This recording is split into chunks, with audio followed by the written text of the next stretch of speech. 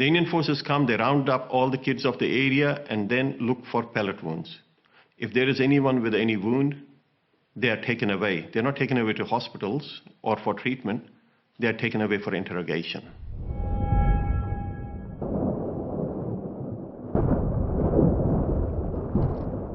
Growing up in Kashmir has different perspectives to it.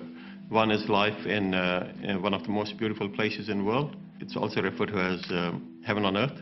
Then there's the other side to it where you have the military presence, and the BJP-led government of India passed a law within the Indian Parliament, basically revoking the legal connection between Kashmir and India.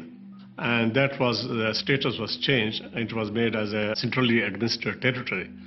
Now this was done without any consultation with the opposition parties in India, without the consultation of Kashmiris themselves. And India is supposed to be the largest democracy in the world. Kashmir was a nation with its own flag, with its own constitution, and with its own head of state. So coming back to 5th of August, that was revoked with one stroke of pen.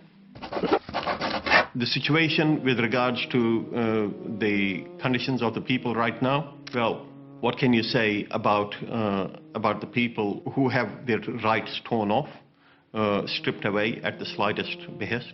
We were expecting that after 5th of August, this big change, Kashmir will explode because people will not take it.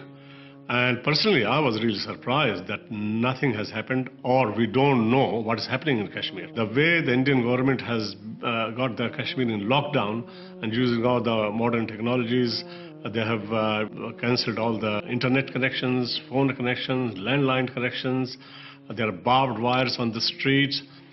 People cannot move. You find the Indian forces all around. There's about 1 million Indian security forces in Kashmir.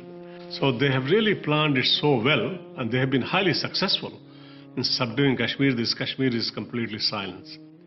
At night, the Indian forces go into houses and they arrest all the kids. They round them up and check them for pellet wounds. Pellets are used by Indian forces to fire at crowds. They're like a marking, and many people have died and many people have lost their eyesight as a result of that.